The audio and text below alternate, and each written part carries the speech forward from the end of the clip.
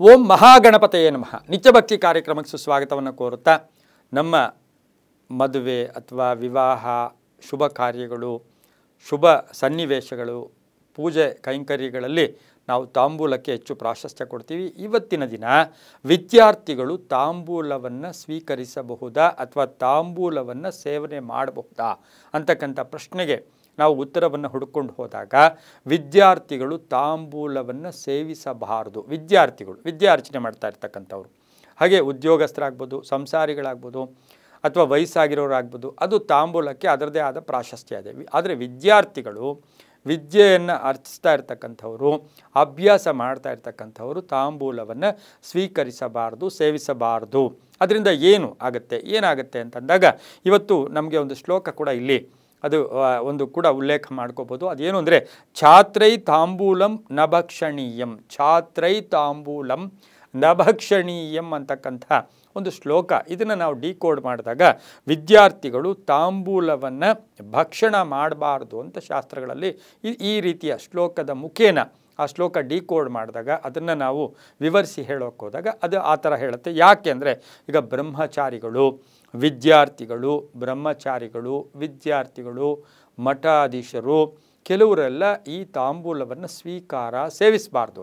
ಯಾಕೆ? ಪ್ರಥಮವಾಗಿ ವಿದ್ಯಾರ್ಥಿಗಳು ಯಾಕೆ ಸೇವಿಸಬಾರ್ದು? ವಿದ್ಯಾರ್ಥಿಗಳು ಸೇವಿಸೋಕೆ ಹೋದಾಗ ಅವರಲ್ಲಿ ಏನಾಗುತ್ತೆ, ಇಲ್ಲಿ ಉಪಯೋಗಿಸ್ತಕ್ಕಂಥ ವೀಳ್ಯದೆಲೆ ಆಗ್ಬೋದು, ಅಡಿಕೆ, ಸುಣ್ಣ, ಲವಂಗ, ಯಾಲಕ್ಕಿ, ಜಾಕಾಯಿ ಇರ್ಬೋದು, ಜಾಪತ್ರೆ, ಇದಕ್ಕೆಲ್ಲ ಆ ತಾಂಬೂಲ ಅಂದರೆ ಇಷ್ಟೆಲ್ಲ ಬಂದರೂ ಕೂಡ ಈಗ ಇತ್ತೀಚೆಗೆ ಏನಾಗಿದೆ, ಎಲೆ ಆಗ್ಬೋದು, ಸುಣ್ಣ ಆಗ್ಬೋದು, ಅಡಿಕೆ ಆಗ್ಬೋದು, ಇದು ಮೂರನ್ನೇ ನಾವು ತಾಂಬೂಲ ಅನ್ನೋದಿಲ್ಲ.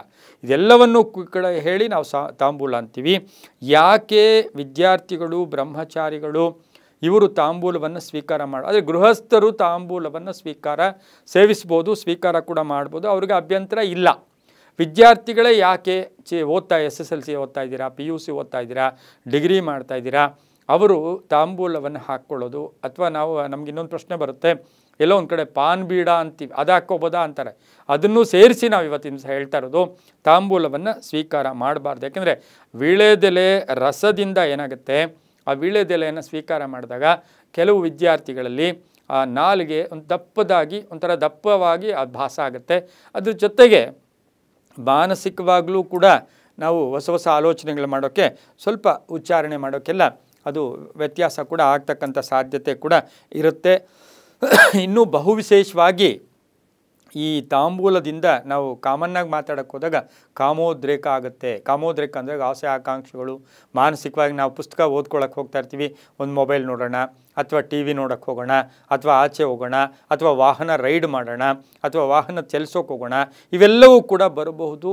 ಮನಸ್ಸನ್ನು ಒಂದು ಸ್ವಲ್ಪ ವಿಕಲ್ಪ ಕೂಡ ಇದು ಮಾಡುತ್ತೆ. ಹಾಗಾಗಿ ಈ ಒಂದು ವಿದ್ಯಾರ್ಥಿಗಳು ಇವರೆಲ್ಲ ಬ್ರಹ್ಮಚಾರಿಗಳು ಬೇಡ ಅಂತ ಹೇಳುತ್ತೆ. ಇದನ್ನು ಇನ್ನೂ ಸ್ವಲ್ಪ ನಾವು ಕೂಲಂಕುಷವಾಗಿ ನೋಡೋಕೆ ಹೋದಾಗ ವೇದ ಪಂಡಿತರಿರ್ಬೋದು, ಸಂಗೀತಗಾರರು, ಭಾಷಣಕಾರರು, ಹಾಗೆ ಹಾಡು ಆಡ್ತಕ್ಕಂಥವರೆಲ್ಲ ಆ ಒಂದು ತಾಂಬೂಲವನ್ನು ಸ್ವೀಕಾರವನ್ನು ಮಾಡಬಾರ್ದು ಅಂತ ಕೂಡ ಹೇಳುತ್ತೆ. ಇದ್ರ ಜೊತೆಗೆ ನಮಗೆ ಸಾಮಾನ್ಯವಾಗಿ ಹೇಳ್ತಾ ಇರುತ್ತೆ, ಬೆಳ್ಳುಳ್ಳಿ ಆಗ್ಬೋದು, ಈರುಳ್ಳಿ ಆಗ್ಬೋದು, ಮೂಲಂಗಿ, ಗಿಣ್ಣು, ಬದನೆಕಾಯಿಗಳನ್ನು ಕೂಡ ವಿದ್ಯಾರ್ಥಿಗಳು ಆದಷ್ಟು ಕಡಿಮೆ ಸ್ವೀಕಾರ ಮಾಡಿದ್ದೆ ಆದರೆ ಮನಸ್ಸು ನಿರ್ಮಲವಾಗಿರುತ್ತೆ, ಮನಸ್ಸಿನ ನೆನಪಿನ ಶಕ್ತಿ ಅದು ತುಂಬ ಚೆನ್ನಾಗೂ ಕೂಡ ಇರುತ್ತೆ.